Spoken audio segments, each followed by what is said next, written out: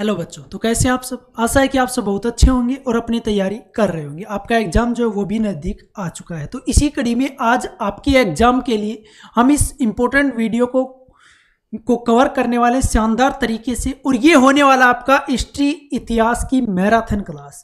इसमें जितने भी मैं प्रश्न आपको करवाने वाला हूँ वो सभी शानदार प्रश्न होने वाले हैं और आपके एग्जाम के लिए इम्पोर्टेंट होने वाले हैं। तो प्रत्येक प्रश्न को ध्यान से देखना और वीडियो को लास्ट तक देखना है, ताकि जो भी प्रश्न मैं करवा रहा हूं वो आप सभी कवर कर सको, जो भी एग्जाम के लिए इंपॉर्टेंट है। ठीक है ना। तो ध्यान से देखना एक एक प्रश्न को, और शुरुआत करते हैं यहां हम पहले प्रश्न से। तो पहला प्रश्न जो है वो आपके सामने है कि 1857 में जब ब्रिटिश शासन के खिलाफ बड़े पैमाने पर विद्रोह हुआ था। देखिए 1857 की क्रांति के बारे में आपको पता होगा, बड़े पैमाने पर ब्रिटिश के खिलाफ विद्रोह हुआ था। ठीक है, लेकिन ये जो था ये असफल हो गया था। क्यों? क्योंकि इसमें एक तो हथियार वगैरह इनकी कमी थी, साथ ही बात करें तो एक साथ एक समय में नहीं शुरू हुआ, ये अलग अलग जगहों पर अलग अलग समय में शुरू हुआ। इसी वजह से अंग्रेजों ने इस चीज का फायदा उठाया और उस विद्रोह को दबा दिया गया, और यही असफलता के कारण है। ठीक है, अब प्रश्न क्या था कि जब 1857 का विद्रोह हुआ तो उस समय मुगल सम्राट कौन था? तो उस समय जो मुगल सम्राट था वो था बहादुर शाह जफर। कौन था? बहादुर शाह जफर। ऑप्शन बी यहां पर क्या होगा? करेक्ट होगा। देखिए ये अंतिम मुगल सम्राट था, या 20वां भी बोल सकते हैं, 20वां मुगल और अंतिम मुगल सम्राट था बहादुर शाह जफर, जिन्होंने 1857 की विद्रोह का जो नेतृत्व भी किया था। इनको गिरफ्तार कर लिया गया 1857 में ही और निर्वासित करके रंगून भेज दिया गया। कहां पर? रंगून, जहां पर इनकी मृत्यु हो गई 1862 में। कब हो गई थी? 1862 में इनकी मृत्यु हो गई थी। तो ध्यान रखना, ये बहादुर शाह जफर, या पूछा जा सकता है बहादुर शाह द्वितीय के नाम से भी जाने जाते हैं। ये अकबर द्वितीय के पुत्र थे। किसके? अकबर द्वितीय के। ये सभी पॉइंट इनसे संबंधित ध्यान रखना है आपको। ठीक है, अगला प्रश्न देखिए, निम्नलिखित में से कौन 1857 के विद्रोह का मुख्य केंद्र नहीं था? देखिए यहां पर आपके सामने 4 ऑप्शन दिए गए हैं, 4 केंद्र दिए गए हैं, और पूछ रहा है कि इनमें से 1857 के विद्रोह का मुख्य केंद्र नहीं था। तो कौन सा नहीं था? रोहतक, जो ऑप्शन सी में है वो आपका करेक्ट होगा।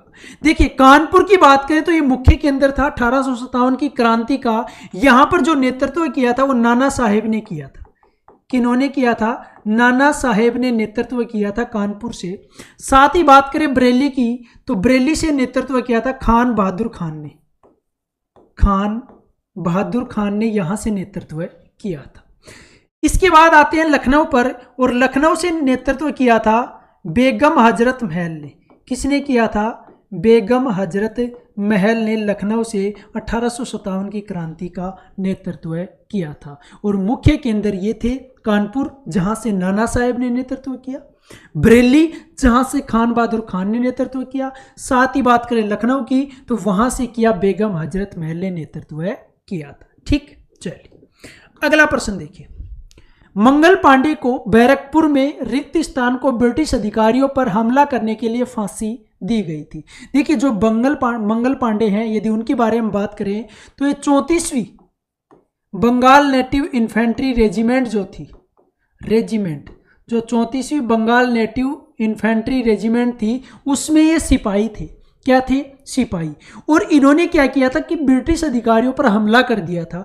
उस हमले की वजह से ही इनको फांसी दी गई। और कब दी गई? 29 मार्च 1857 को। वो हमला एक विद्रोह का रूप ले चुका था, उसी वजह से इनको फांसी दी गई 29 मार्च 1857 को। किन को? मंगल पांडे को, जो कि बैरकपुर में थे। कहां पर थे? बैरकपुर की जो छावनी थी उसमें थे। 34वीं बंगाल नेटिव इन्फेंट्री रेजिमेंट में ये सिपाही के पद पर थे। ठीक है, चलिए अगला देखिए प्रश्न, किसने 1 नवंबर 1858 को घोषणा की कि भारत एक राज्य सचिव के माध्यम से ब्रिटिश सम्राट द्वारा उसके नाम पर शासित होगा? देखिए 1857 का जो विद्रोह हुआ था ना, उससे अंग्रेजों पर बहुत ज्यादा प्रभाव पड़ा, उनमें भय का माहौल पैदा हो गया था। इसी वजह से उन्होंने लागू किया 1858 भारत शासन अधिनियम 1858, जिसमें कुछ बदलाव किए गए कि जो ईस्ट इंडिया कंपनी के हाथ में जो शासन था वो चला गया सीधा ब्रिटिश क्राउन के हाथों में। किनके हाथों में? ब्रिटिश क्राउन के हाथों में। और ये किसने घोषणा की थी? रानी विक्टोरिया ने ये घोषणा की थी। ऑप्शन सी क्या होगा यहाँ पर हमारा करेक्ट होगा। इसी के साथ जो भारत का गवर्नर जनरल का जो पद था ना, गवर्नर जनरल का जो पद था उसको जाना गया फिर किस नाम से? वायसराय के नाम से, या परिवर्तित कर दिया गया। क्या कर दिया गया? वायसराय कर दिया गया। ठीक है, ये किसके द्वारा किया गया? भारत शासन अधिनियम 1858 के द्वारा। अगला प्रश्न देखिए, निम्नलिखित में से किस वर्ष में बहादुर शाह द्वितीय को अंग्रेजों ने अपदस्थ कर रंगून निर्वासित कर दिया था? अभी हमने बात की थी बहादुर शाह जफर अर्थात बहादुर शाह द्वितीय। देखिए, इन्होंने 1857 की क्रांति में नेतृत्व किया और इनको 1857 में अपदस्थ करके या निर्वासित करके रंगून भेज दिया था। रंगून निर्वासित कर दिया, अपदस्थ करके क्या कर दिया? रंगून निर्वासित कर दिया, जहां पर इनकी मृत्यु हो गई थी 1862 में। अभी मैंने आपको बताया था जहां पर इनकी मृत्यु हो गई थी 1862 में। ये अंतिम मुगल सम्राट थे, या बोल सकते हैं 20वें मुगल सम्राट थे। ठीक है, अगला प्रश्न देखिए, निम्नलिखित में से किस वर्ष में बॉम्बे दक्कन के ग्रामीण इलाकों में विद्रोह हुआ था? यहां पर आपसे वर्ष के बारे में पूछ रहा है कि बॉम्बे दक्कन के जो ग्रामीण इलाके थे उनमें कौन से वर्ष विद्रोह हुआ था। तो कौन से वर्ष हुआ था? 1875 में। ऑप्शन डी क्या होगा? करेक्ट होगा। ठीक है, पहला पॉइंट तो ये क्लियर। लेकिन इस विद्रोह के पीछे जो रीजन थे वो क्या थे, ये भी हमारे लिए इंपॉर्टेंट है। देखिए, वहां के जो साहूकार थे ना, उन साहूकारों के पास, उन साहूकारों के कब्जे में क्या थे? बॉन्ड थे वहां के लोगों के लिए, और कुछ दस्तावेज थे। दस्तावेज, उन बॉन्ड और दस्तावेजों को प्राप्त करना और नष्ट करना, यह इस विद्रोह का मुख्य उद्देश्य था। और कहां पर हुआ था? बॉम्बे दक्कन के ग्रामीण इलाकों में यह विद्रोह हुआ था। और यह विद्रोह कब हुआ? 1875 में हुआ था। कब हुआ था? 1875 में। आ गई बात समझ में? चलिए अगला प्रश्न देखिए, निम्नलिखित में से कौन संथाल विद्रोह के नेताओं में से एक था? संथाल विद्रोह की बात करें तो संथाल विद्रोह हुआ था आपका 1855-56 में। ठीक, अब यहां पर पूछ रहा है कि इनमें से कौन ऐसा नेता था, कौन ऐसा नेता था जो संथाल विद्रोह से संबंधित था? तो कौन था? Sidhu Manjhi. Option A correct होगा। जो सिद्धू मांझी थे ये संथाल विद्रोह के नेताओं में से एक थे। संथाल विद्रोह के बारे में हमने बात की, शुरुआत कब हुई थी? 1855-56 में इसकी शुरुआत हुई थी। ठीक है, आ रही है बात समझ में? चलिए, इसी प्रकार एक एक प्रश्न को अच्छे तरीके से कवर करते हुए चलेंगे। टेंशन मत लेना, अच्छे तरीके से सब कुछ आपको आसानी से यहीं पर याद हो जाएगा। अगला प्रश्न देखिए हमारा कि भारतीय विद्रोह 10 मई 1857 को मेरठ से शुरू हुआ था। देखिए, जो 1857 का विद्रोह था ना, वो कहां से शुरू हुआ? ये हमारे लिए प्रश्न बनता है। मेरठ से शुरू हुआ। कब? 10 मई से। 1857 को तो आपको पता ही है कि विद्रोह था, तो 1857 में शुरू हुआ था। 10 मई से शुरू हुआ। कहां पर? मेरठ से शुरू हुआ। लेकिन प्रश्न क्या पूछ रहा है कि ये समाप्त कहां पर और कब हुआ? तो ये समाप्त हुआ आपका 20 जून को 1858 को ग्वालियर में। 20 जून 1858 को ग्वालियर में ये 1857 का विद्रोह समाप्त हो गया था। शुरुआत हुई थी इसकी मेरठ से। कब? 10 मई। ठीक है, लेकिन यहां पर बात करें 20 जून 1858 को क्या हो गया था? ये समाप्त हो गया था। ठीक है, अगला प्रश्न देखिए, निम्नलिखित में से कौन 1857 के विद्रोह से संबंध नहीं था? इनमें से कौन ऐसा था जो 1857 के विद्रोह से संबंधित नहीं है? तो कौन नहीं है? भगत सिंह। ऑप्शन डी क्या होगा यहां पर? करेक्ट होगा। भगत सिंह के बारे में बात करें तो भगत सिंह और बटुकेश्वर दत्त ने 8 अप्रैल 1929 को क्या किया था? कब की बात कर रहे हैं? 8 अप्रैल 1929 को केंद्रीय विधानसभा में बम फेंका था।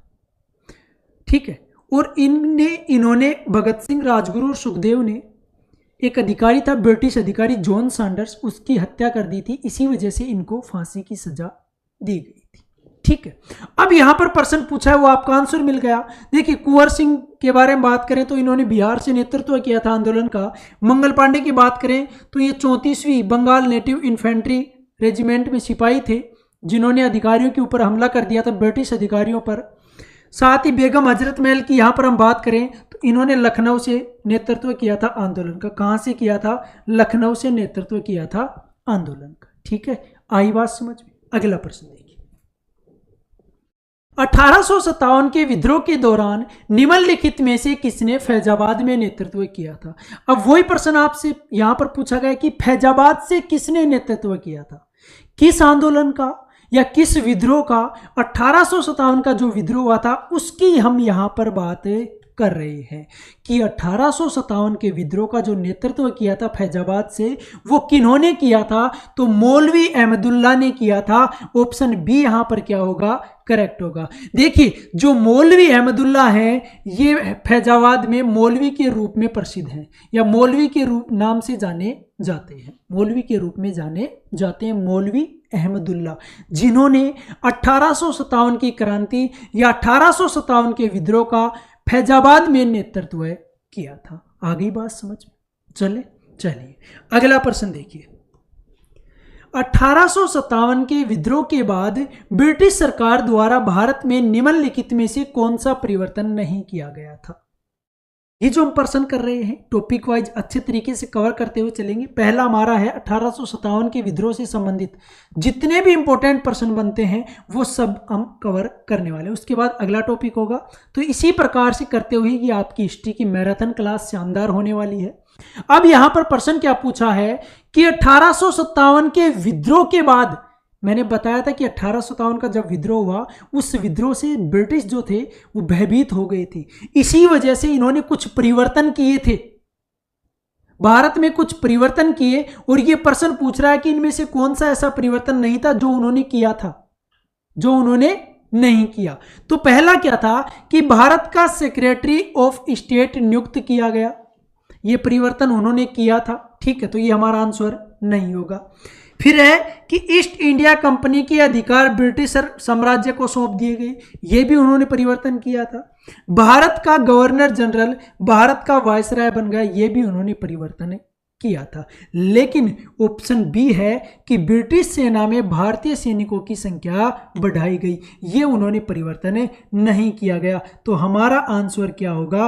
ऑप्शन बी करेक्ट होगा। देखिए, उन्होंने 3 महत्वपूर्ण कार्य किए, बदलाव किए कि भारत का सेक्रेटरी ऑफ स्टेट नियुक्त किया गया, साथ ही जो ईस्ट इंडिया कंपनी के हाथ में वो अधिकार थे भारत के, वो सब ब्रिटिश साम्राज्य, ब्रिटिश क्राउन के हाथों में चले गए, और भारत का जो गवर्नर जनरल पद था उसको नाम दिया गया भारत का वायसराय। ठीक है, पॉइंट क्लियर? आ रही है बात समझ में? चलिए अगला प्रश्न देखिए, 1857 के भारतीय विद्रोह के दौरान कुंवर सिंह जी की उपलब्धियों को पहचानने के लिए वीर कुंवर सिंह जयंती को कहां मनाया जाता है? अभी मैंने बताया था कि कुंवर सिंह जिन्होंने 1857 के विद्रोह के दौरान बिहार से नेतृत्व किया था, कहां से किया था? बिहार से।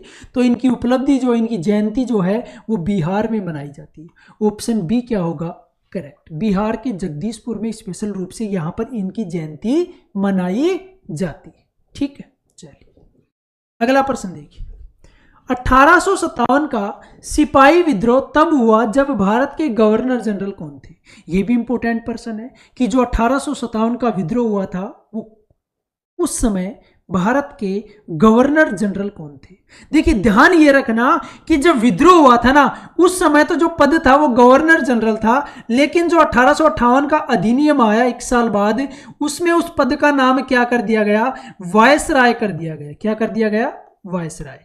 ठीक है, और प्रश्न क्या पूछा है यहां पे कि 1857 के विद्रोह के समय भारत का गवर्नर जनरल कौन था? तो कौन था?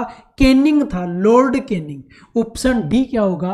करेक्ट होगा। ये पॉइंट आपको ध्यान रखना है कि उस समय गवर्नर जनरल कौन था? कौन था? Lord Canning. नेक्स्ट देखिए, रिवोल्यूशनरी पार्टी सोशलिस्ट पार्टी की स्थापना हुई थी। जो रिवोल्यूशनरी सोशलिस्ट पार्टी है उसकी स्थापना कब हुई थी? तो कब हुई थी? 1940 में। ऑप्शन सी करेक्ट होगा। देखिए सोशलिस्ट ये जो पार्टी है इसकी स्थापना 1940 में हुई थी। कब हुई थी? 1940 में। किसने की थी? त्रिदीप चौधरी ने। त्रिदीप चौधरी ने इस पार्टी की स्थापना की थी 19 मार्च 1940 को। कब की थी? 19 मार्च 1940 को त्रिदीप चौधरी ने रिवोल्यूशनरी सोशलिस्ट पार्टी की स्थापना की थी। आई बात समझ में? चलिए अगला प्रश्न देखिए। निम्नलिखित पंक्तियां किसकी थी? यहां पर दो पंक्तियां आपके सामने दी गई है और आपसे एक प्रश्न पूछा है कि ये पंक्तियां किन की है। तो देखिए पहले पंक्तियों को देखते हैं कि सरफरोशी की तमन्ना अब हमारे दिल में है, देखना है जोर कितना बाजू एकातिल में है। तो ये जो पंक्तियां थी वो किन की थी? राम प्रसाद बिस्मिल की। ऑप्शन ए क्या होगा? करेक्ट होगा। ये पंक्तियां थी राम प्रसाद बिस्मिल की। देखिए राम प्रसाद बिस्मिल के बारे में बात करें तो 1918 में एक मैनपुरी षड्यंत्र हुआ था, उसमें इन्होंने क्या किया था? ये उसमें भी शामिल थे। इसी के साथ 1925 में एक काकोरी षड्यंत्र हुआ था, उस काकोरी षड्यंत्र में ये शामिल थे। कौन? राम प्रसाद बिस्मिल शामिल थे। ठीक। बात करें सुभाष चंद्र बोस की तो इन्होंने एक नारा दिया था, जय हिंद का नारा दिया था, साथ ही दिल्ली चलो का नारा भी इन्होंने दिया था। एक और था कि तुम मुझे खून दो और मैं तुम्हें आज़ादी दूंगा। ये भी किसके द्वारा दिया गया था? सुभाष चंद्र बोस के द्वारा दिया गया था। और भगत सिंह के बारे में बात करें तो इनकलाब जिंदाबाद का जो नारा है वो इनके द्वारा दिया गया था। ठीक। और ये पंक्तियां किनकी हैं? राम प्रसाद बिस्मिल की। अगला प्रश्न देखिए। निम्नलिखित में से किस विद्रोह का नेतृत्व है कान्हू और सिद्धू ने किया था? कान्हू और सिद्धू ने कौन से विद्रोह का नेतृत्व किया था? तो वो विद्रोह था आपका संथाल विद्रोह। ऑप्शन डी क्या होगा? करेक्ट होगा। देखिए संथाल विद्रोह के बारे में अभी हमने बात की थी, 1855-56 में इसकी शुरुआत हुई थी संथाल विद्रोह। यहां पर आपके सामने भील विद्रोह जो कि 1818 में हुआ था, खासी विद्रोह की बात करें 1833 और मुंडा विद्रोह की बात करें तो 1899-1900। ठीक है, ये विद्रोह इसी समय हुए थे, ये आपको ध्यान रखना है।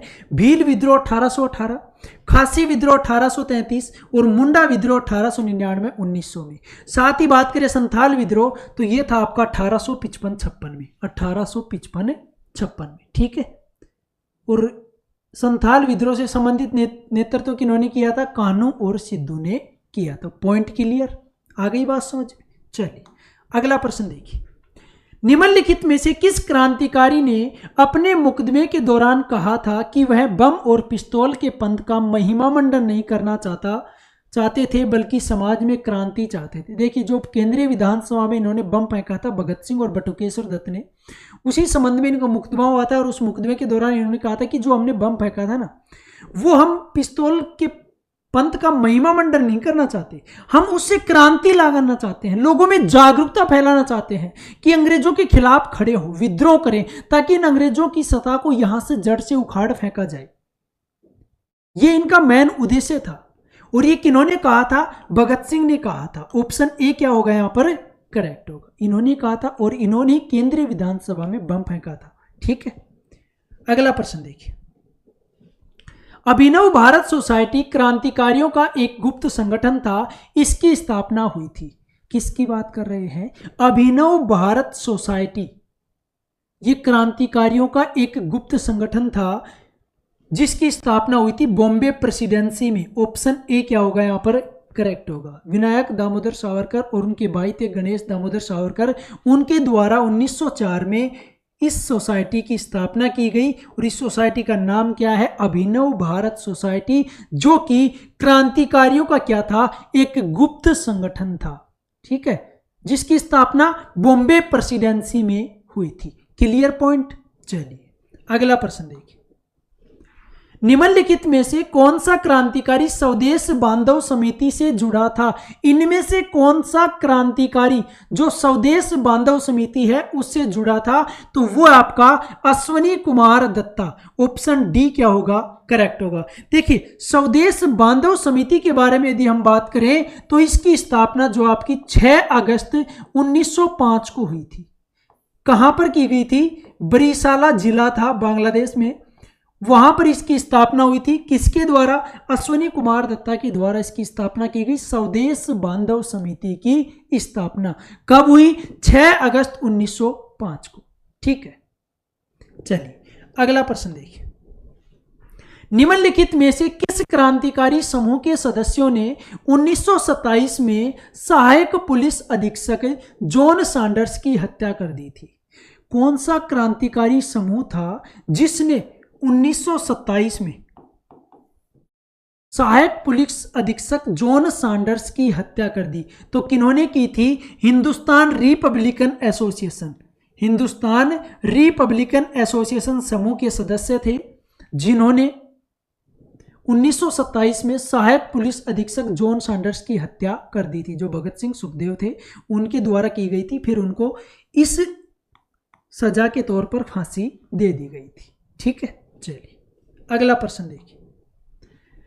निम्नलिखित में से किसने 1879 में महाराष्ट्र में ब्रिटिश राज के खिलाफ सशस्त्र विद्रोह का बिगुल बजाया था? कब की बात कर रहे हैं? 1879 की हम बात कर रहे हैं। कहां पर? महाराष्ट्र में। किसके खिलाफ? ब्रिटिश राज के खिलाफ सशस्त्र विद्रोह का बिगुल बजाया था। तो किन्होंने बजाया था? वासुदेव बलवंत फड़के। ऑप्शन ए क्या होगा? करेक्ट होगा। ये उग्रवादी राष्ट्रवाद के जनक माने जाते हैं। क्या माने जाते हैं? उग्रवादी राष्ट्रवाद के जनक माने जाते हैं। और वासुदेव बलवंत फड़के ने ही 1879 में महाराष्ट्र में ब्रिटिश राज के खिलाफ क्या किया था? सशस्त्र विद्रोह का बिगुल बजाया था। ठीक है, चलिए अगला प्रश्न देखिए। भारतीय कम्युनिस्ट पार्टी की स्थापना अक्टूबर 1920 में कहां पर हुई थी?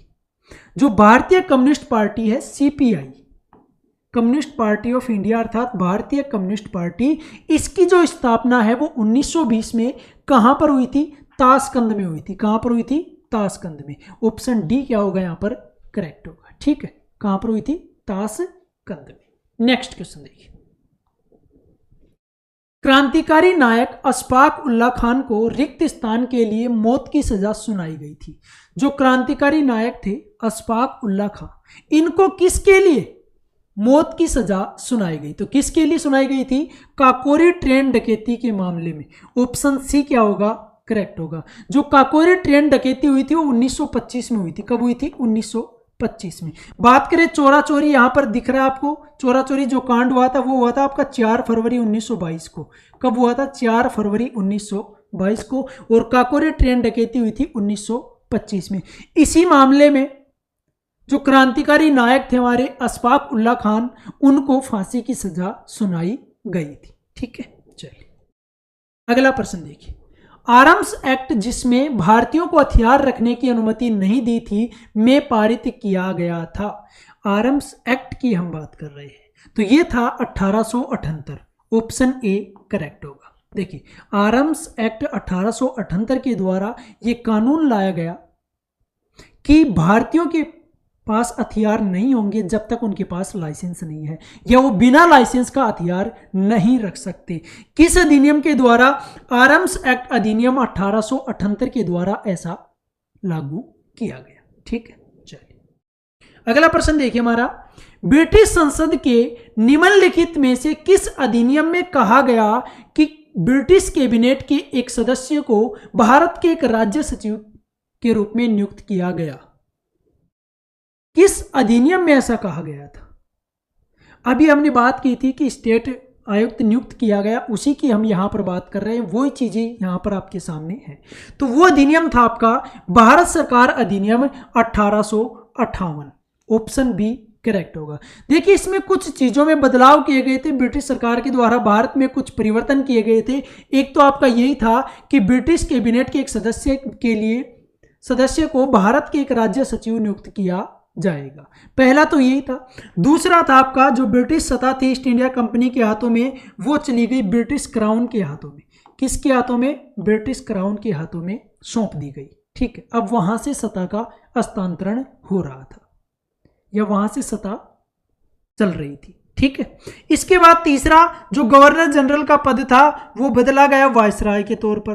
किस पर? वायसराय के तौर पर। तो ये तीन महत्वपूर्ण पॉइंट हैं जो भारत सरकार अधिनियम 1858 के द्वारा बदलाव किए गए।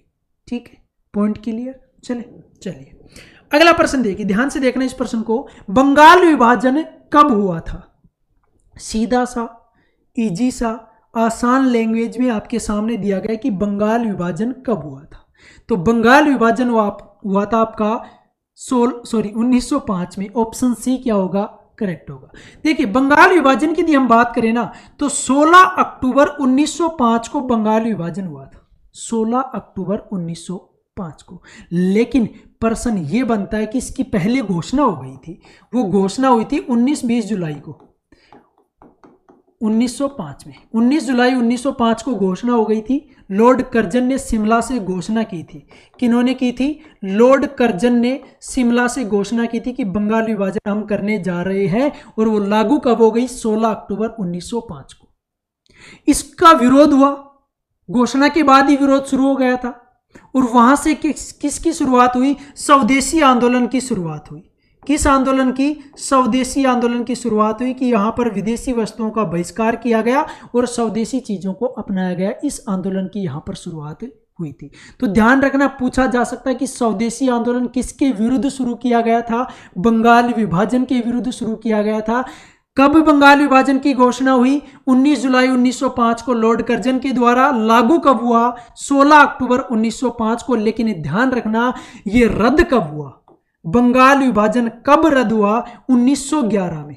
किसके द्वारा? लॉर्ड होर्डिंग के द्वारा। लॉर्ड होर्डिंग ने इसको क्या कर दिया? रद्द कर दिया था 1911 में। जो 1911 में दिल्ली दरबार लगा था उसकी बात कर रहे हैं। उस समय ये बंगाल विभाजन रद्द किया गया। साथ ही जो कलकत्ता राजधानी थी उसको दिल्ली हस्तांतरित किया गया। कलकत्ता को क्या कर दिया गया? कलकत्ता से राजधानी दिल्ली हस्तांतरित कर दी गई। तो ये चीजें ध्यान होनी चाहिए कि बंगाल विभाजन की घोषणा कब हुई, किसके द्वारा हुई, और ये लागू कब हुआ, रद्द किसने किया और कब हुआ। इसके विरोध में आंदोलन शुरू हुआ था स्वदेशी आंदोलन। कौन सा? स्वदेशी आंदोलन। ठीक है, अगला प्रश्न देखिए। निम्नलिखित में से किस स्थान पर 7 अगस्त 1905 को स्वदेशी आंदोलन की औपचारिक घोषणा की गई थी? बंगाल विभाजन हुआ, 19 जुलाई 1905 को घोषणा हो गई थी। उसी घोषणा के आधार पर यहां पर स्वदेशी आंदोलन, लोगों में ये आग भड़कने लग गई कि कैसे बंगाल का विभाजन कर सकते हैं, क्योंकि बंगाल में एकता थी। उसी एकता को तोड़ने के लिए अंग्रेजों ने क्या किया? ताकि इनको अलग कर दें, ताकि हम इनको अच्छे तरीके से संभाल सके, हमारे काबू में आ सके। इसी वजह से उन्होंने बंगाल का विभाजन किया था। और उस बंगाल के विभाजन की घोषणा के साथ ही लोगों ने 7 अगस्त 1905 को स्वदेशी आंदोलन की घोषणा कर दी थी। कहां से की थी ये? कलकत्ता के टाउन हॉल से। कहां से की थी? कलकत्ता के टाउन हॉल से 7 अगस्त 1905 को बंगाल विभाजन की घोषणा कर दी गई। ठीक, नेक्स्ट क्वेश्चन देखिए।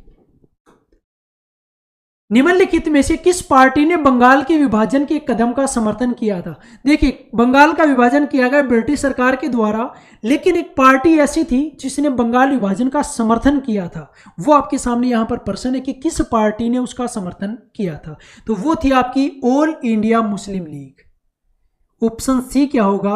करेक्ट होगा। ऑल इंडिया मुस्लिम लीग ने बंगाल विभाजन का समर्थन किया था, जिसकी स्थापना हुई थी 1906 में। कब हुई थी? 1906 में। गदर पार्टी की बात करें तो गदर पार्टी की स्थापना हुई थी 1913 में। सोहन सिंह ने इसकी स्थापना की थी। फॉरवर्ड ब्लॉक की स्थापना हुई थी 1939 में। किसने की थी? सुभाष चंद्र बोस ने की थी। किसने की थी? सुभाष चंद्र बोस ने। और भारतीय कम्युनिस्ट पार्टी की स्थापना ताशकंद में 1920 में मानते हैं, लेकिन वैसे 1925 मानी जाती है। भारतीय कम्युनिस्ट पार्टी की स्थापना मानी जाती है 1925 में। ठीक है, कानपुर में इसकी स्थापना हुई थी। Ghadar Party 1913, Forward Bloc 1939, Subhash Chandra Bose. All India Muslim League की स्थापना 1906 में। ठीक, नेक्स्ट क्वेश्चन देखिए। स्वदेशी आंदोलन से प्रेरित होकर रिक्त स्थान ने भारत माता की अपनी प्रसिद्ध छवि को एक तपस्वी व्यक्ति के रूप में चित्रित किया था। स्वदेशी आंदोलन से ये प्रेरित हो गए थे। कौन थे वो हमारे से प्रश्न पूछा गया है कि भारत माता की अपनी प्रसिद्ध छवि को एक तपस्वी के रूप में, एक तपस्वी व्यक्ति के रूप में चित्रित किया था। किन्होंने किया था? रविंद्रनाथ टैगोर ने। ऑप्शन बी क्या होगा? करेक्ट होगा। रविंद्रनाथ टैगोर ने अपनी छवि को चित्रित किया था। किसके रूप में? भारत माता की अपनी प्रसिद्ध छवि को एक तपस्वी व्यक्ति के रूप में चित्रित किया था। ठीक, चलिए अगला प्रश्न देखिए। निम्नलिखित में से कौन सी घटना 1919 में नहीं हुई थी? 1919 में इनमें से कौन सी घटना नहीं हुई? देखिए पहला ऑप्शन है जलियांवाला बाग त्रासदी, तो ये आपकी हुई थी 13 अप्रैल 1919 को। ठीक है, तो हुई थी ये भी 1919 में। मॉन्टेग्यू चेम्सफोर्ड अधिनियम ये भी 1919 में हुआ था। रोलेट एक्ट पारित हुआ, ये भी 1919 में हुआ था। यहां पर आपका बंगाल का विभाजन ऑप्शन सी करेक्ट होगा, जो कि 16 अक्टूबर 1905 को हुआ था। कब हुआ था? 16 अक्टूबर 1905 को बंगाल विभाजन हुआ था। और जलियांवाला बाग हत्याकांड 13 अप्रैल 1919 को हुआ था, जो पंजाब के अमृतसर में जलियांवाला बाग में वहां पर सभा हो रही थी। सभा किस वजह से हो रही थी? सतपाल, डॉक्टर सतपाल और डॉक्टर सैफुद्दीन किचलू की गिरफ्तारी के विरोध में वहां पर लोग सभा कर रहे थे। ठीक है, वहां पर जनरल डायर ने निहत्थे लोगों पर अंधाधुंध गोलियां चला दी थी। वहां पर बहुत से लोग शहीद हो गए थे। मॉन्टेग्यू चेम्सफोर्ड सुधार की घोषणा भी 1919 में हुई थी। ठीक है, चलिए अगला प्रश्न देखिए।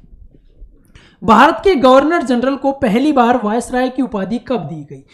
वही प्रश्न फिर से आपके सामने एक अलग तरीके से पेश किया गया है कि भारत के गवर्नर जनरल को पहली बार वायसराय की उपाधि कब प्रदान की गई? तो कब की गई? देखिए बताया था मैंने आपको 1858 का जो अधिनियम था, भारत शासन अधिनियम 1858, उसके द्वारा ये कुछ चीजों में बदलाव किया गया था 1857 के विद्रोह के बाद। तो ऑप्शन बी आपका यहां पर क्या होगा? करेक्ट होगा।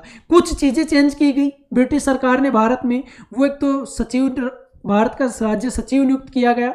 साथ ही बात करें एक वायसराय का जो पद था, पहले गवर्नर जनरल के नाम से जाना जाता था, अब उसको बदल दिया गया वायसराय। ठीक है, चलिए अगला प्रश्न देखिए। किस भारतीय व्यक्ति को ब्रिटिश सत्ता द्वारा नाइटहुड की उपाधि दी गई, लेकिन उन्होंने जलियांवाला बाग नरसंहार के बाद लौटा दी? देखिए रविंद्रनाथ टैगोर जो है ना, इनको दी गई थी ब्रिटिश सरकार के द्वारा, ब्रिटिश सत्ता के द्वारा नाइटहुड की उपाधि। लेकिन 13 अप्रैल 1919 को जो जलियांवाला बाग हत्याकांड हुआ था, उसके बाद इन्होंने उसकी घोर निंदा की और साथ ही रविंद्रनाथ टैगोर ने जो इनको उपाधि दी गई थी उन्होंने वापस से लौटा दी थी। क्या कर दी थी? लौटा दी थी। ठीक है, चलिए अगला प्रश्न देखिए।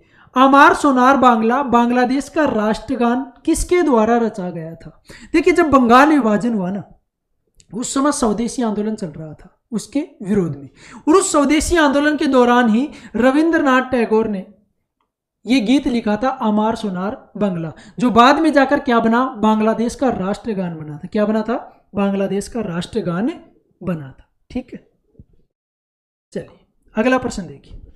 भारत में स्वदेशी आंदोलन की शुरुआत किसके दौरान हुई थी? भारत में जो स्वदेशी आंदोलन की शुरुआत है, देखिए उसकी घोषणा हुई थी 7 अगस्त 1905 को। कहां से? कलकत्ता के टाउन हॉल से, कि हम स्वदेशी आंदोलन शुरू करने जा रहे हैं बंगाल विभाजन के विरोध में। मैंने बताया था कि ध्यान रखना कि स्वदेशी आंदोलन शुरू करने के पीछे रीजन क्या था? बंगाल विभाजन था। ठीक है, और वही प्रश्न आपसे पूछा है कि स्वदेशी आंदोलन की जो शुरुआत हुई थी वो किसके दौरान हुई थी? तो किसके दौरान हुई थी? बंगाल विभाजन विरोधी आंदोलन के दौरान। ऑप्शन ए क्या होगा? करेक्ट होगा। स्वदेशी आंदोलन का यही उद्देश्य था कि बंगाल विभाजन जो लागू है उसको समाप्त कर दिया जाए। इसी वजह से यह आंदोलन शुरू किया गया था। कब? 7 अगस्त 1905 को कलकत्ता के टाउन हॉल से औपचारिक घोषणा की गई थी स्वदेशी आंदोलन की। आ गई बात समझ? चलिए अगला प्रश्न देखिए। भारत छोड़ो आंदोलन कब शुरू किया गया था? भारत छोड़ो आंदोलन की हम बात कर रहे हैं तो देखिए महात्मा गांधी के नेतृत्व में 8 अगस्त 1942 को भारतीय जो राष्ट्रीय कांग्रेस का सत्तर था, बॉम्बे सत्तर, जो अखिल भारतीय राष्ट्रीय कांग्रेस का जो बॉम्बे सत्तर था, उसमें इसकी शुरुआत की गई थी यहाँ से 8 अगस्त 1942 से। तो ऑप्शन डी क्या हो गया हमारा, करेक्ट होगा। और इस भारत छोड़ो आंदोलन को अगस्त क्रांति के नाम से भी जाना जाता है। किस नाम से, अगस्त क्रांति के नाम से भी जाना जाता है, ये भी आपको ध्यान रखना है। और उसी रात जब ये शुरू करने जा रहे थे, उसी रात जो भी बड़े बड़े नेता थे जो इस आंदोलन का नेतृत्व करने वाले थे, उनको गिरफ्तार करवा लिया गया था। ठीक है, अगला प्रश्न देखिए, निम्नलिखित में से कौन सी घटना भारतीय राष्ट्रीय आंदोलन के दौरान पहली बार हुई थी? इनमें से ऐसी कौन सी घटना है जो भारतीय राष्ट्रीय आंदोलन के दौरान हुई थी, जो पहली बार हुई थी? तो यहां पर साइमन कमीशन की बात करें तो साइमन कमीशन आया था आपका 1928 में। कब आया था? 1928 में। बंगाल विभाजन हुआ था आपका 1905 में। खेड़ा सत्याग्रह की बात करें तो 1918 में। साथ ही बात करें दांडी मार्च की तो 1930 में। अब आप देख लीजिए कि इनमें सबसे पहले कौन सी हुई। तो सबसे पहले कौन सी हुई थी? बंगाल का विभाजन हुआ था सबसे पहले 1905 में। उसके बाद बात करें खेड़ा सत्याग्रह 1918, फिर साइमन कमीशन आया 1928 और फिर दांडी मार्च 1930 में। तो ये सन आपको पता होना चाहिए कि कौन सी घटना कब हुई थी, क्योंकि इसी प्रकार से क्रम में भी पूछ लेता है कि इनको क्रम में सेट कीजिए कि सबसे पहले और सबसे बाद में कौन सी घटना घटित हुई। ठीक है, नेक्स्ट देखिए, निम्नलिखित में से कौन सी घटना 1919 के पहले घटी थी? 1919 के पहले कौन सी घटना घटी थी, यह यहां पर आपसे पूछा गया है। तो देखिए, गांधी इरविन समझौता हुआ था 5 मार्च 1931 को। गांधी और इरविन के मध्य समझौता हुआ था। चोरा चोरी कांड की बात करें 4 फरवरी 1922 को हुआ था। कांग्रेस लाहौर अधिवेशन की बात करें तो 1929 में हुआ था। और आपका बंगाल का विभाजन की बात करें तो 1905 में हुआ था, 16 अक्टूबर 1905 में। तो क्या है, 1919 से पहले कौन सी घटना हुई थी? बंगाल का विभाजन। ध्यान रखना, गांधी इरविन समझौता 5 मार्च 1931, चोरा चोरी कांड 4 फरवरी 1922 और कांग्रेस का लाहौर अधिवेशन हुआ था 1929 में। कब हुआ था? 1929 में। ठीक है, अगला प्रश्न देखिए, भारतीय स्वतंत्रता आंदोलन के निम्नलिखित नेताओं में से किसने स्वतंत्रता मेरा जन्मसिद्ध अधिकार है और मैं इसे लेकर रहूंगा का नारा दिया था? स्वतंत्रता मेरा जन्मसिद्ध अधिकार है, मैं इसे लेकर रहूंगा, ये नारा किसने दिया था? तो किसने दिया था? बाल गंगाधर तिलक ने। ऑप्शन बी क्या होगा? करेक्ट होगा। ऑप्शन बी यहां पर क्या होगा? करेक्ट होगा। देखिए, सुभाष चंद्र बोस के बारे में बात करें तो दिल्ली चलो, जय हिंद, तुम मुझे खून दो मैं तुम्हें आज़ादी दूंगा, ऐसे नारे दिए गए थे सुभाष चंद्र बोस के द्वारा। और इन्होंने 1939 में फॉरवर्ड ब्लॉक की भी स्थापना की थी। किसकी स्थापना? फॉरवर्ड ब्लॉक की भी स्थापना की थी सुभाष चंद्र बोस ने। कब? 1939 में। यह भी आपको ध्यान रखना है। चलिए, अगला प्रश्न देखें हम, कौन सा है हमारा कि रिक्त स्थान साइमन कमीशन के खिलाफ शांतिपूर्ण प्रदर्शन के दौरान उसे लगी चोटों के कारण दम तोड़ दिया था। 1928 की हम बात कर रहे हैं। देखिए, 1928 में साइमन कमीशन आया और इसके विरोध में लोग हो गए थे और लोगों ने नारे लगाए थे साइमन गो बैक। ठीक है, और इसी साइमन के विरोध में ही शांतिपूर्ण प्रदर्शन हो रहा था। वहाँ की जो ब्रिटिश पुलिस है उसने क्या किया? ब्रिटिश सरकार के द्वारा लाठीचार्ज की गई और वहाँ पर जाकर चोट लगी लाला लाजपत राय को, और इसी चोट के कारण इनकी वहां पर मृत्यु हो जाती है। ठीक है, किसके दौरान? साइमन कमीशन के खिलाफ प्रदर्शन के दौरान इनकी मृत्यु हो जाती है, चोट लगने की वजह से। ठीक, अगला प्रश्न देखिए, औपनिवेशिक शासन के दौरान निम्नलिखित में से किस क्षेत्र में बाबा रामचंद्र ने मुख्य रूप से किसान संघर्ष का नेतृत्व किया था? इसी प्रकार से प्रश्न देखने को मिलेंगे जो आपने आज तक पढ़े भी नहीं होंगे, जो कि आपके लिए इंपॉर्टेंट है एग्जाम की दृष्टि से। तो इस प्रश्न को पढ़िए कि औपनिवेशिक शासन के दौरान निम्नलिखित में से किस क्षेत्र में, किसकी बात कर रहे हैं? बाबा रामचंद्र की हम बात कर रहे हैं, जिन्होंने मुख्य रूप से किसान संघर्ष का नेतृत्व किया। तो किस क्षेत्र में किया था? अवध में किया था। ऑप्शन ए क्या होगा? करेक्ट।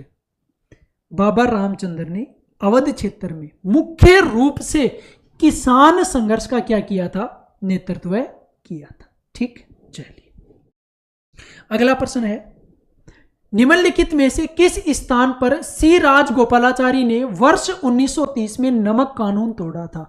सी राजगोपालाचारी ने 1930 में नमक कानून तोड़ा था। कहां पर तोड़ा था वो स्थान आपसे यहां पर पूछा गया है। तो वो कौन सा स्थान है? वेदारण्यम। ऑप्शन ए क्या होगा?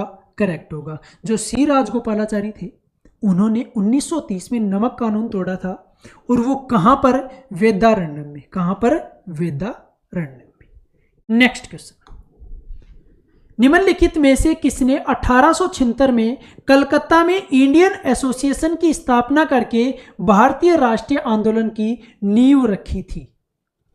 1876 में किसकी स्थापना की गई थी?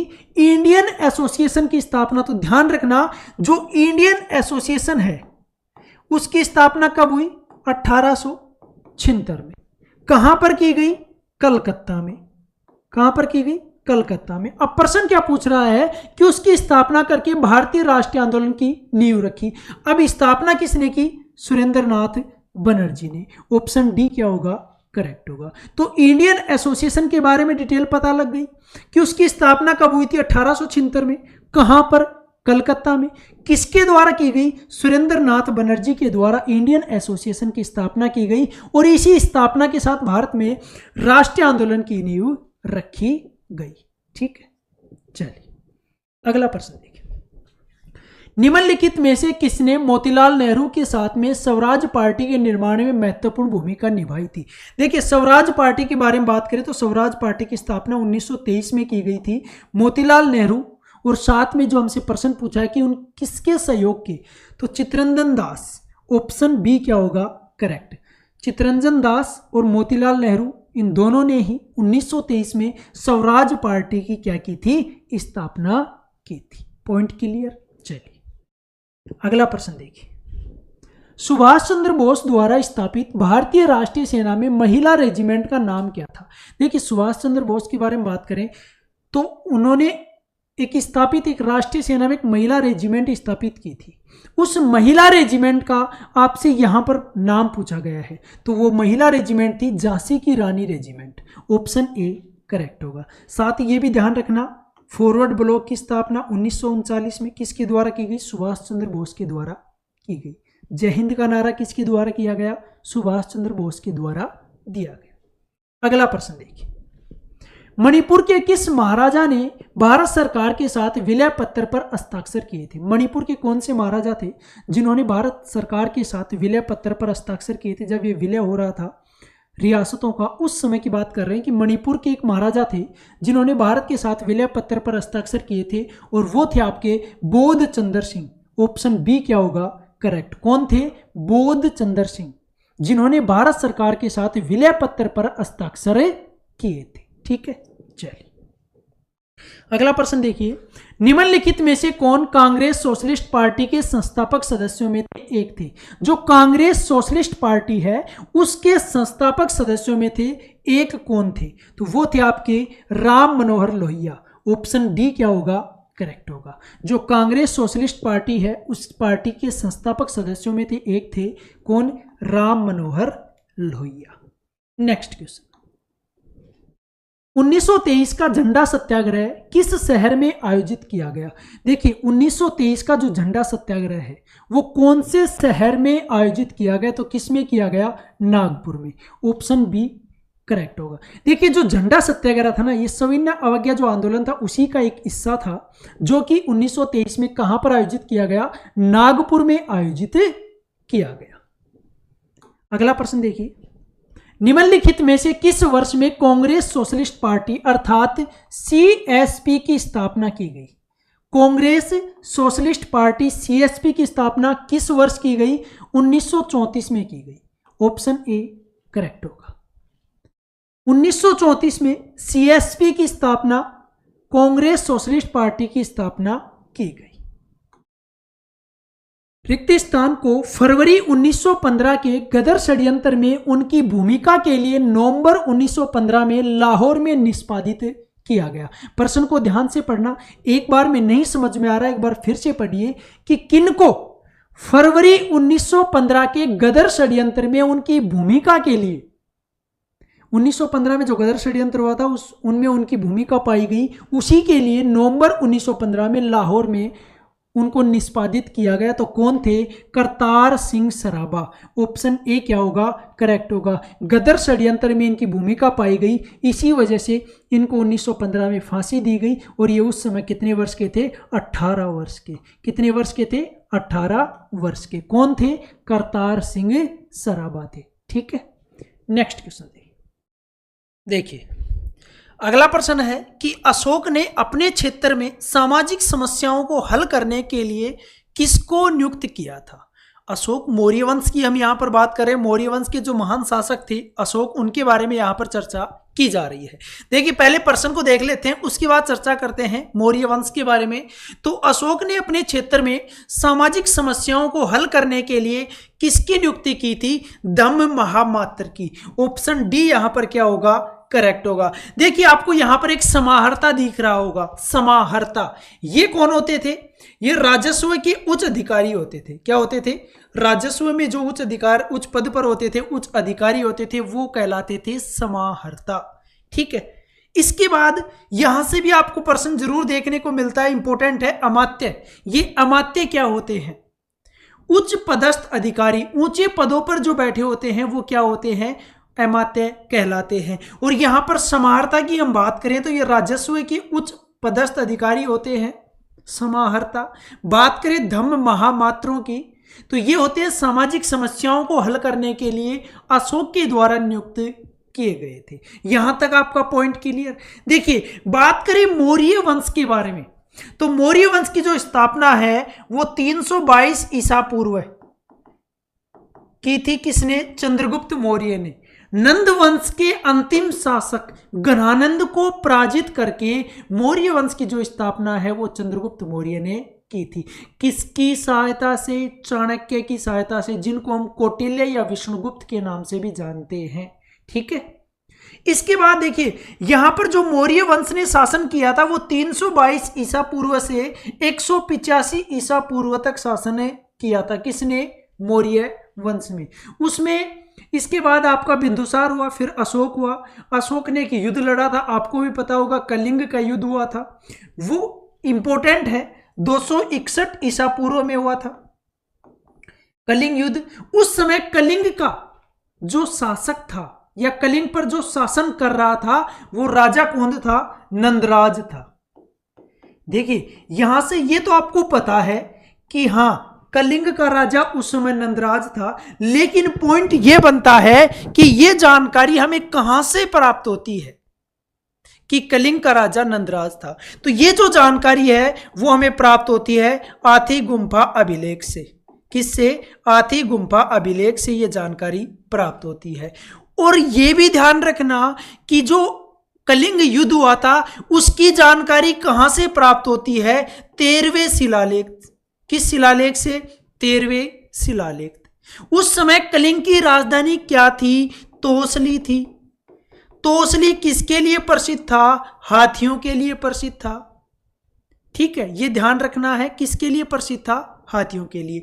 इसी के साथ एक और इंपॉर्टेंट पॉइंट अशोक से संबंधित है कि इस युद्ध में, कलिंग के युद्ध में भारी रक्तपात हुआ था। लगभग बताया गया कि 1 लाख से ज्यादा लोग इस युद्ध में मारे गए थे। तो अशोक ने यह देखकर वो कांप गया था। उसने क्या किया? जो भेरी घोष की नीति थी ना उसको त्याग दिया। कहने का मतलब जो युद्ध की नीति थी उसको त्याग कर धम्म घोष अपना लिया। कहने का मतलब धर्म का मार्ग अपना लिया था। यह भी ध्यान रख लेना, अशोक ने कौन से युद्ध को देखकर, कौन से युद्ध से के परिणाम को देखकर भेरी घोष को त्याग कर धम्म घोष अपना लिया। तो वो था आपका कलिंग युद्ध। ठीक है, चलिए यहां तक समझ में आ गया। ध्यान से देखना, एक एक पॉइंट आपको समझ में आना चाहिए, साथ ही याद होना चाहिए, तभी पढ़ने का फायदा, वरना बैठे रहो कोई भी फायदा नहीं होने वाला। ठीक है, आप स्वयं अपना खुद का नुकसान कर रहे हैं। चलिए अगला प्रश्न देखिए। अगला प्रश्न क्या है? किस मौर्य शासक को यूनानियों द्वारा अमित्रघात कहा जाता था? कौन सा मौर्य शासक था जिसको अमित्रघात के नाम से जाना जाता था या फिर अमित्रघात कहा जाता था? सबसे पहले तो ये ध्यान रख लेना, अमित्रघात होता क्या है, इस शब्द का मतलब क्या होता है। तो इस शब्द का जो मतलब है ना, वो होता है शत्रुओं का विनाश करने वाला या शत्रुओं का नाश करने वाला होता है अमित्रघात। और अमित्रघात किसको कहा जाता था? बिंदुसार को। ऑप्शन सी यहां पर क्या होगा? करेक्ट होगा, जो कि मौर्य वंश का एक शासक था। बिंदुसार से संबंधित यदि कुछ इंपॉर्टेंट पॉइंट की बात करें तो एक इंपॉर्टेंट पॉइंट ध्यान रखना, एक यूनानी शासक आया था डाइमेकस। किसके दरबार में? बिंदुसार के दरबार में। यूनानी शासक आया था यूनानी राजदूत आया था एक डाइमेकस। किसके दरबार में आया था? बिंदुसार के दरबार में आया था।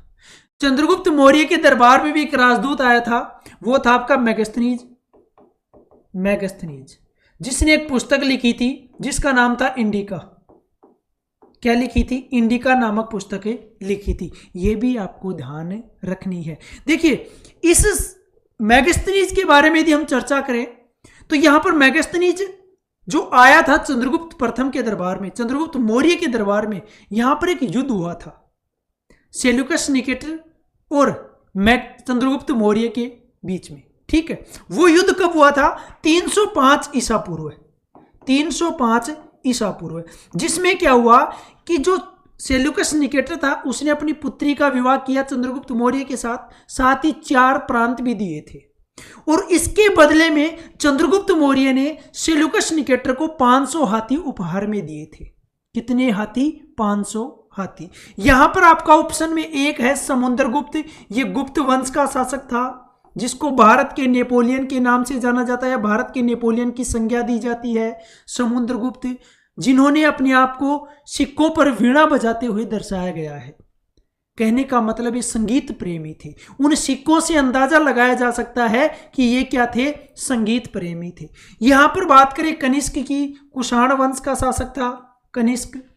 ठीक है, पॉइंट क्लियर? आ गई बात समझ में? चलिए अगला प्रश्न देखिए।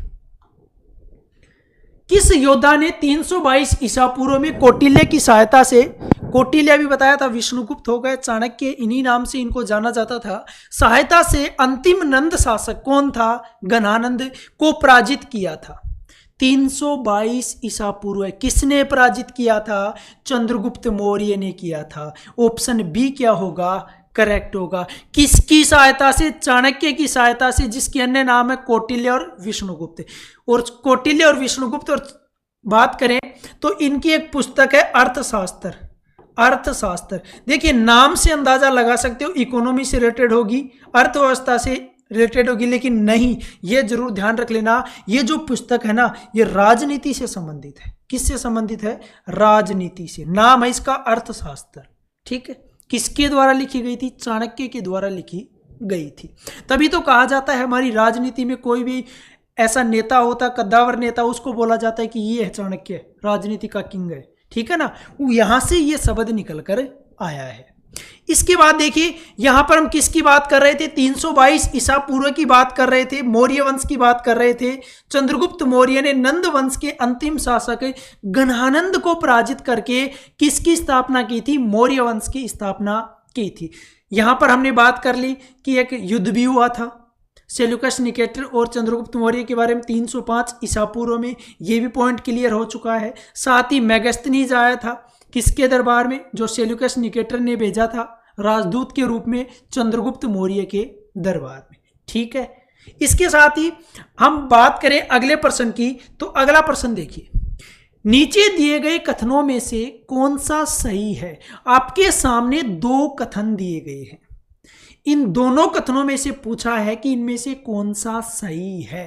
तो पहला कथन देखिए कि अशोक के अधिकांश शिलालेख ब्राह्मी लिपि में लिखे गए थे, एकदम सही कथन है। अशोक के जो अधिकांश शिलालेख हैं वो कौन सी लिपि में? ब्राह्मी लिपि में लिखे गए थे। दूसरा है कि चाणक्य के कई विचार अर्थशास्त्र नामक पुस्तक में लिखे गए थे, यह भी सही है। तो कथन ए और कथन बी दोनों सही है। तो ऑप्शन कौन सा होगा? डी, कथन 1 और कथन 2 दोनों सही है। देखिए यहां पर बात करें अशोक के शिलालेखों से संबंधित, तो अशोक के शिलालेखों की जो सबसे पहले खोज की गई थी वो 1750 में की गई थी। किसने की थी? पोटेद्री पैंथलर ने इनकी खोज की थी। चलो खोज हो गई, लेकिन सबसे पहले पढ़ने का श्रेय किसे जाता है? जेम्स प्रिंसेप को। किसको जाता है? जेम्स प्रिंसेप को जाता है सबसे पहले पढ़ने का श्रेय। ठीक है, यह आपको ध्यान रखना है। यहां पर पॉइंट क्लियर। और अर्थशास्त्र किसकी पुस्तक है? चाणक्य की पुस्तक है। अगला प्रश्न देखिए, मैगस्थनीज एक राजदूत था जिसे रिक्त स्थान शासक द्वारा का प्राचीन नाम था। देखिए प्रश्न थोड़ा सा टाइपिंग मिस्टेक है, लेकिन मैं आपको बता देता हूं। यहां पर मैगस्थनीज के बारे में पूछा है कि मैगस्थनीज क्या था? एक राजदूत था। यह प्रश्न में क्लियर लिखा गया है, लेकिन पूछ क्या रहा है? जिसे यूनानी शासक द्वारा किसके दरबार में भेजा गया था? चंद्रगुप्त मौर्य के दरबार में भेजा गया था। ऑप्शन ए यहां पर क्या होगा? करेक्ट होगा। ठीक है, ये ध्यान रख लेना। प्रश्न में क्या है? थोड़ा सा टाइपिंग मिस्टेक है। इसको समझने सिर्फ आप समझ सकते हो आसान भाषा में। सीधा सीधा मैगस्थनीज के बारे में पूछा है, जो युद्ध हुआ था सेल्यूकस निकेटर और चंद्रगुप्त मौर्य के मध्य। तो सेल्यूकस निकेटर ने एक राजदूत भेजा था अपना, किसके दरबार में? चंद्रगुप्त मौर्य के दरबार में। और उसी को लेकर यह प्रश्न बना है, मैगस्थनीज से संबंधित। और मैगस्थनीज ने भी एक पुस्तक लिखी थी जिसका नाम था इंडिका। क्या नाम था? इंडिका। यह भी आपको ध्यान रखना है। ठीक है, चलिए अगला प्रश्न देखिए। अशोक ने कलिंग को जीतने के लिए युद्ध लड़ा। सीधी सी बात है, कलिंग को जीतने के लिए कोई भी जो युद्ध लड़ना चाहता है, अपना राज्य क्षेत्र विस्तार करना चाहता है, किस लिए? राज्य को, क्षेत्र को विस्तार करने के लिए। जहां पर युद्ध लड़ रहा है उसको जीतने के लिए, इसी वजह से तो युद्ध लड़ा जाता है। ठीक है, कलिंग तटीय रिक्त स्थान का प्राचीन नाम था। तो किसका प्राचीन नाम था? कलिंग तटीय उड़ीसा का क्या नाम था? प्राचीन नाम था। ऑप्शन बी करेक्ट होगा। कब युद्ध हुआ था? अभी अभी हम बात कर रहे थे 261 ईसा पूर्व में हुआ था। कलिंग उस समय राजधानी क्या थी? तोसली थी, जो कि हाथियों के लिए प्रसिद्ध था, जिसमें बहुत रक्तपात हुआ था इस युद्ध में। वहां पर अशोक ने भेरी घोष को त्याग दिया। कहने का मतलब युद्ध की जो नीति थी उसको त्याग दी और धम्म घोष मतलब धर्म का मार्ग अपना लिया था। किस युद्ध की वजह से? कलिंग युद्ध की वजह से। और कलिंग युद्ध का जो वर्णन है वो कौन से शिलालेख में मिलता है? 13वें शिलालेख में। कौन से में? 13वें शिलालेख में। Clear point. चलिए अगला प्रश्न देखिए। निम्नलिखित में से कौन सा शासक मौर्य वंश से संबंधित नहीं है? इनमें से कौन सा शासक है जो मौर्य वंश से संबंधित नहीं है? तो यहां पर हम बात करें चंद्रगुप्त, ये तो मौर्य वंश का संस्थापक है। बिंदुसार भी है मौर्य वंश का, और अशोक भी है मौर्य वंश का। यहां पर आपका ऑप्शन डी आएगा, बिंबिसार। तो प्रश्न ये बनता है बिंबिसार किस वंश से संबंधित है? तो बिंबिसार जो है वो हर्यक वंश से संबंधित है। किस वंश से? हर्यक वंश से संबंधित है। यह हर्यक वंश का वास्तविक संस्थापक माना जाता है बिंबिसार। कौन माना जाता है? बिंबिसार माना जाता है। मौर्य वंश की शुरुआत कब हुई थी? 322 ईसा पूर्व में। 322 ईसा पूर्व में 185 ईसा पूर्व तक मौर्य वंश की शुरुआत शासन रहा था। ठीक है, क्लियर पॉइंट। चलिए अगला प्रश्न देखिए। निम्नलिखित में से कौन पहला मौर्य शासक था जिसने शिलालेखों के माध्यम से लोगों तक अपना संदेश फैलाने का प्रयास किया था? कहने का मतलब शिलालेखों की शुरुआत किस शासक के दौरान हुई थी, या जो शिलालेख हैं उनकी शुरुआत किस शासक के द्वारा शुरू की गई थी? तो किस शासक के द्वारा? अशोक के द्वारा शुरू की गई थी। ऑप्शन बी यहां पर क्या होगा? करेक्ट होगा। देखिए हमने अभी तक दो शिलालेख, एक तो 13वां शिलालेख जो कि कलिंग युद्ध का वर्णन करता है, एक बात की हमने हाथी गुम्फा अभिलेख, उसमें क्या था? नंदराज जो शासक था कलिंग का, उसके बारे में जानकारी मिलती है। इन शिलालेखों से संबंधित जो भी चीजें हैं, शिलालेखों की जो शुरुआत है वो किस शासक के दौरान हुई थी? अशोक के दौरान। उसने ही शिलालेखों के माध्यम से लोगों तक अपना संदेश फैलाने का क्या किया था? प्रयास किया था, जो कि मौर्य वंश का एक शासक था। ठीक है, क्लियर। चलिए अगला प्रश्न देखिए। भारतीय उपमहाद्वीप के लिए प्राचीन यात्रियों जैसे मेगास्थनीज हो गया, फाहियान हो गया, हेनसांग हो गया, अल बरूनी, इब्न बतूता आदि द्वारा भारतीय व्यापारियों के सक्रिय योगदान के लिए निम्नलिखित में से कौन सा नाम प्रयुक्त किया गया था? भारतीय उपमहाद्वीप की बात कर रहे हैं। प्रश्न को ध्यान से पढ़ना। ऊपर पढ़ रहे थे तब कुछ अलग ऐसे लग रहा था, पता नहीं क्या पूछ रहा है। जब नीचे की लाइन पढ़नी शुरू की तो पता लगा कि और ही पूछ रहा है, और ही कुछ पूछ रहा है।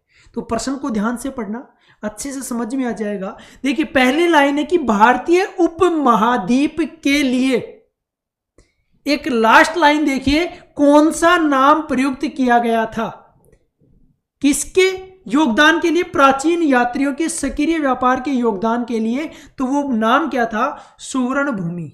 ऑप्शन ए क्या होगा यहां पर करेक्ट होगा। ये नाम यूज किया गया था भारतीय उपमहाद्वीप के लिए।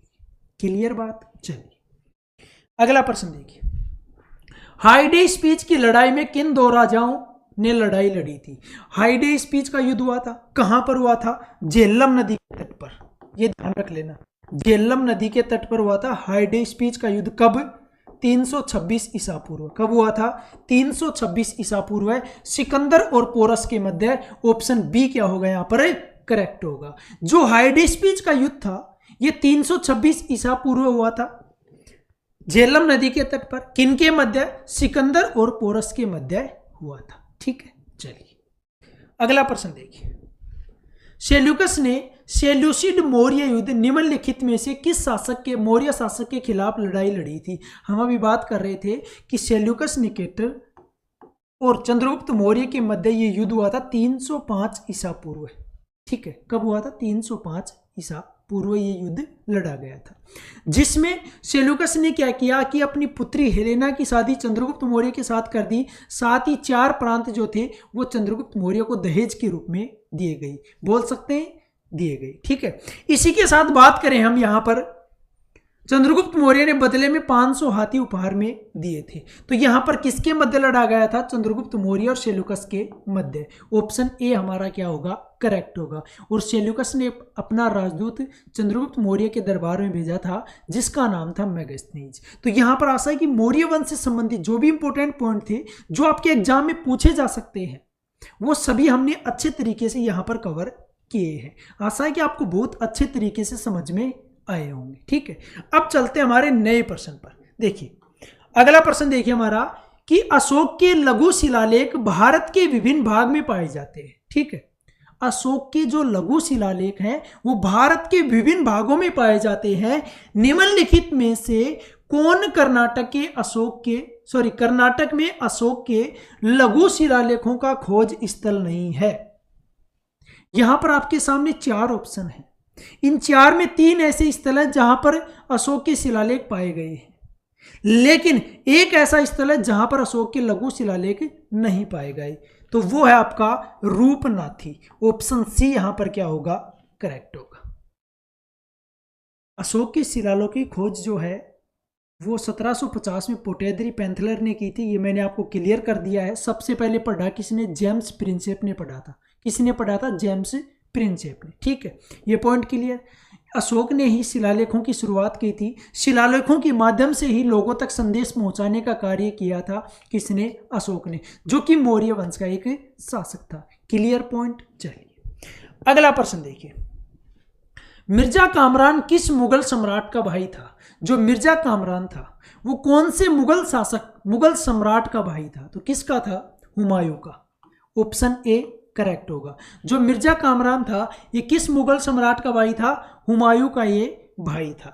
ठीक है, बाबर और गुलरुख बेगम जो है ना उसके ये पुत्र थे। किसके थे, बाबर और गुलरुख बेगम। गुलरुख बेगम इसके क्या थे, ये पुत्र थे, और हुमायूं का भाई था मिर्जा कामरान। Clear point. चलिए अगला प्रश्न देखिए, शेरशाह सूरी द्वारा निर्मित ऐतिहासिक सड़क को किस नाम से जाना जाता है। शेरशाह सूरी का नाम सुना होगा आपने अच्छे से, ये टॉपिक पढ़ा भी होगा। शेरशाह सूरी ने एक ऐतिहासिक सड़क का निर्माण करवाया था, उसका नाम था G&T, ग्रांड ट्रंक रोड।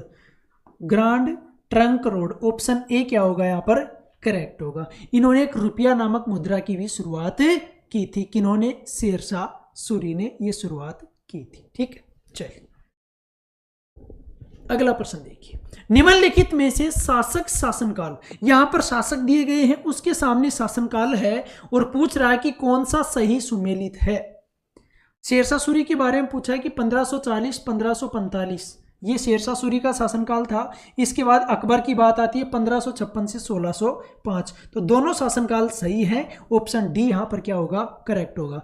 देखिए शेरशाह सूरी के यदि बारे में बात करें ना, तो एक तो 1539 में इसने युद्ध लड़ा था, चौसा का युद्ध। इसके बाद एक बिलग्राम अर्थात कन्नौज का युद्ध लड़ा था 1540 में, और उस युद्ध के बाद में इसने यहाँ पर शासन करना शुरू किया था, जो कि 1540 से 1545 तक किया था। ठीक है।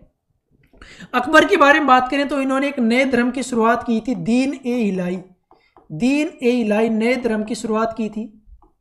मनसबदारी व्यवस्था की शुरुआत किसके द्वारा की गई, अकबर के द्वारा मनसबदारी व्यवस्था की शुरुआत की गई थी। जजिया कर को समाप्त किसने किया था, अकबर ने किया था। देखिए जजिया कर के बारे में बात करें ना, तो जजिया कर गैर मुसलमानों पर लगने वाले कर था, जहां पर फिरोज शाह तुगलक ने ब्राह्मणों पर लगाया था।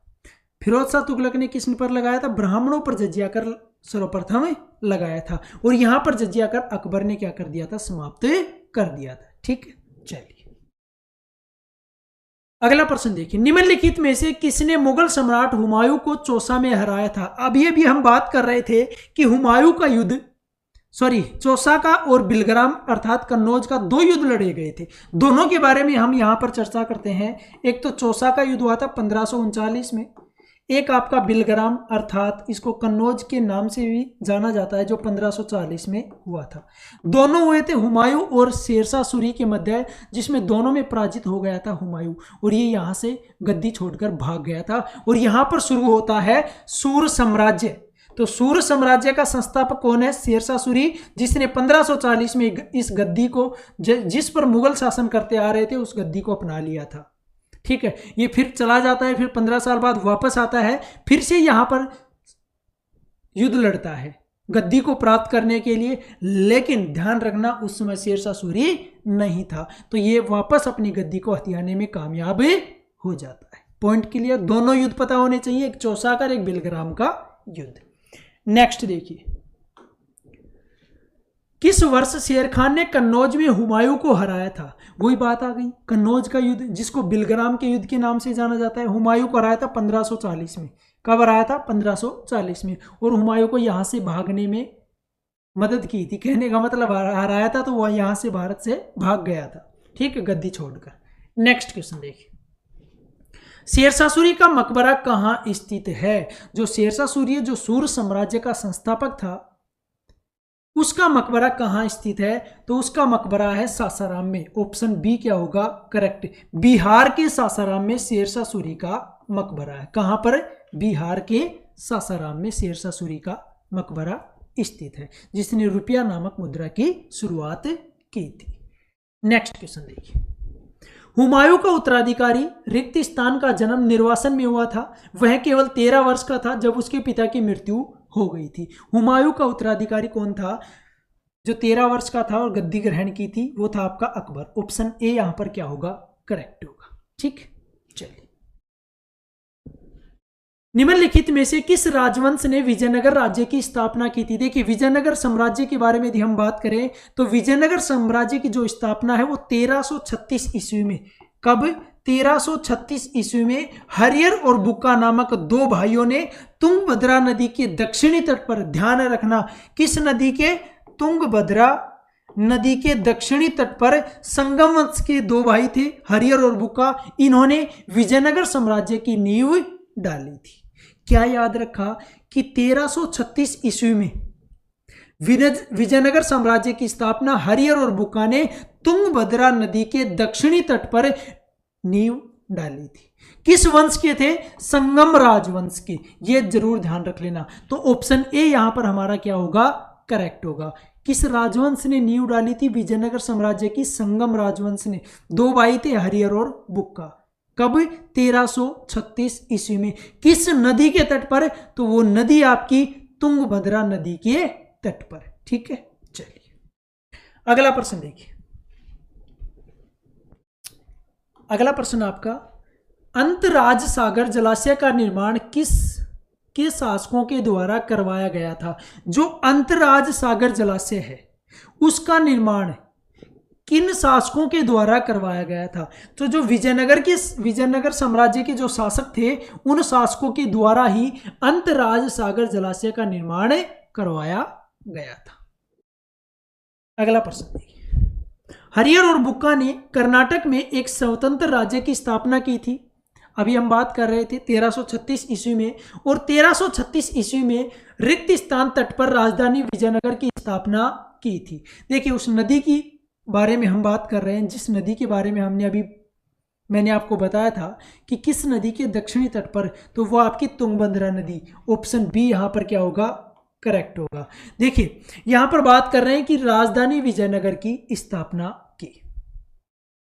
विजयनगर साम्राज्य की जो स्थापना वो तुंगभद्रा नदी के तट पर की गई थी। दो भाई थे हरिहर और बुक्का, फिर से बता रहा हूं 1336 ईस्वी में। अगला प्रश्न देखिए, मान्यखेत के कर्षण तृतीय का संबंध किस राजवंश से था? मान्यखेत के जो कर्षण तृतीय थे उनका संबंध किस राजवंश से था? तो किस राजवंश से? राष्ट्रकूट से। ऑप्शन सी यहां पर क्या होगा? करेक्ट। राष्ट्रकूट राजवंश का जो संस्थापक था उसका नाम था दंती वर्मन, या बोल सकते हैं दंती दुर्ग। दंती वर्मन या दंती दुर्ग, ये जरूर ध्यान रख लेना। यहां पर बात करें पाल, तो पाल वंश का संस्थापक था गोपाल। कौन था? गोपाल।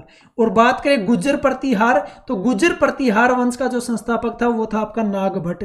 कौन था? नागभट्ट।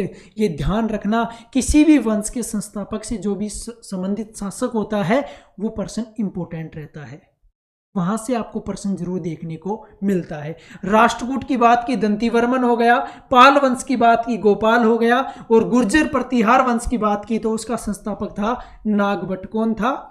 नागभट्ट। ठीक है, चलिए अगला प्रश्न देखिए, निम्नलिखित में से किसने हिरण्यगर्भ नामक एक अनुष्ठान किया था? हिरण्यगर्भ नामक एक अनुष्ठान होता है और वो किस शासक ने किया था, वो आपसे प्रश्न पूछा गया है। अब जवाब दीजिए कि किस शासक ने हिरण्यगर्भ नामक अनुष्ठान किया था? तो कौन सा शासक था वो? दंती दुर्ग था। ऑप्शन ए क्या होगा? करेक्ट होगा। कौन था? दंती दुर्ग अर्थात दंतीवर्मन, जो कि राष्ट्रकूट राजवंश का संस्थापक था। कौन था?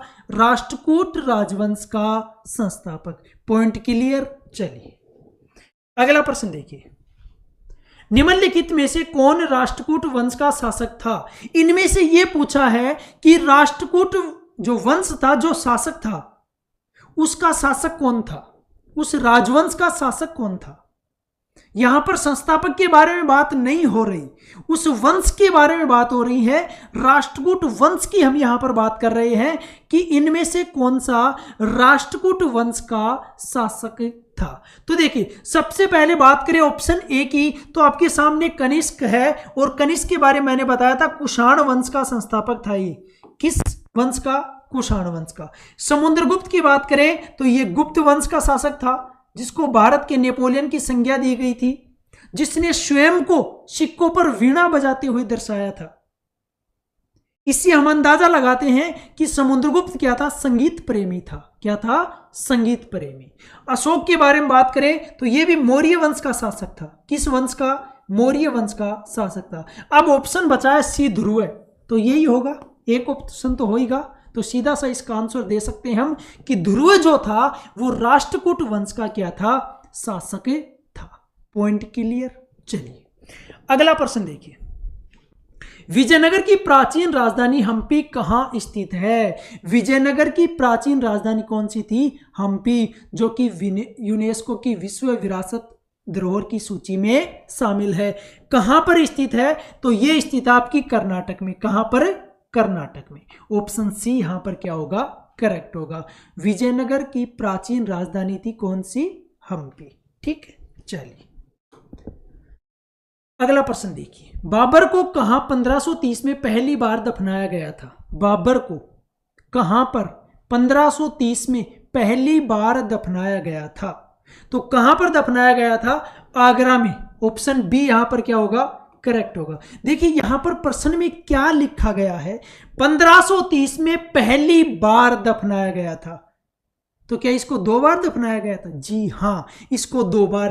पहली बार इसको आगरा में दफनाया गया, उसके बाद इसको यहां से ले जाया गया और फिर काबुल में दफनाया गया। कहां पर दफनाया गया?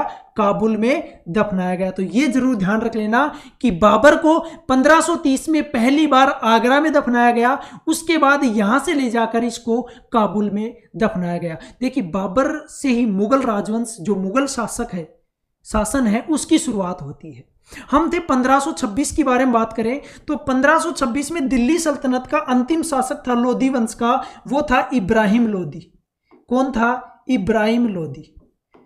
इब्राहिम लोधी को कमजोर समझा और यहां पर बाबर ने क्या किया? बाबर को बुलाया गया। इब्राहिम लोधी के चाचा ने और राणा सांगा ने बुलाया कि आप आइए और इससे युद्ध लड़िए। देखिए, वो खुद के पैर पर कुल्हाड़ी मार रहे थे। वो सोचे कि बाबर लड़ेगा और जीतकर हमें ये शासन संभला जाएगा। लेकिन यहां पर क्या हुआ कि 1526 ईस्वी में बाबर आया, पानीपत का प्रथम युद्ध हुआ और इसने क्या किया? इब्राहिम लोधी को परास्त कर दिया। परास्त ही नहीं बल्कि मार डाला। ठीक है, इब्राहिम लोधी क्या हो गया था? युद्ध के मैदान में ही मारा गया था। और यहां से ही आपके मुगल वंश की नींव पड़ती है। तो ध्यान रखना, ये एग्जाम में आपसे प्रश्न पूछा जा सकता है कि किस युद्ध के बाद मुगल वंश की नींव डली थी या बनी थी। ठीक है, किसने? बाबर ने।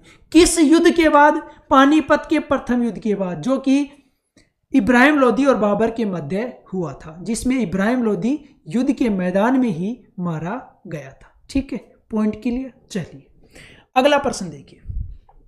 1527 में खानवा के युद्ध में राणा सांगा को हराने के बाद निम्नलिखित में से किसने गाजी की उपाधि धारण की थी? देखिए, बाबर की 4 महत्वपूर्ण युद्ध हैं, चारों आपको ध्यान रखने हैं। पहला है पै, दूसरा है ख, तीसरा है च और चौथा है जय।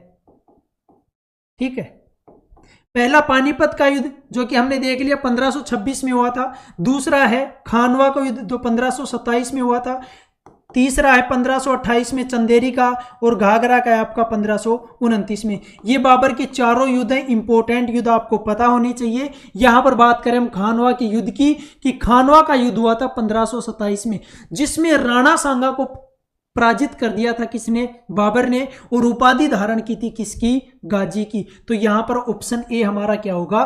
करेक्ट होगा। खानवा का युद्ध 1527 में। अगला प्रश्न देखिए।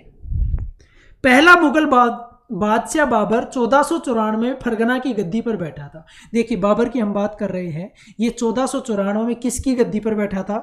फरगना की गद्दी पर बैठा था, जब वह केवल मात्र 12 वर्ष का था। यही प्रश्न आपसे पूछा है कि जब वह कितने वर्ष का था, तो बाबर उस समय कितने वर्ष का था? 12 वर्ष का था। ठीक है, चलिए अगला प्रश्न देखिए। मुगल सम्राट बाबर का पहला नाम क्या था? देखिए, मुगल सम्राट बाबर का पहला नाम क्या था? जहीरुद्दीन बाबर। क्या नाम था? जहीरुद्दीन बाबर। ऑप्शन सी यहां पर क्या होगा? करेक्ट होगा। 1526 में ही यहां पर मुगल वंश की नींव पड़ी थी। ठीक है, पानीपत के प्रथम युद्ध के बाद। चलिए अगला प्रश्न देखिए। बाबर ने निम्नलिखित में से किस वर्ष में मुगल साम्राज्य की स्थापना की थी? वही प्रश्न आपके सामने फिर से आ गया है। किस वर्ष में मुगल साम्राज्य की नींव पड़ी थी? तो किस वर्ष में पड़ी थी?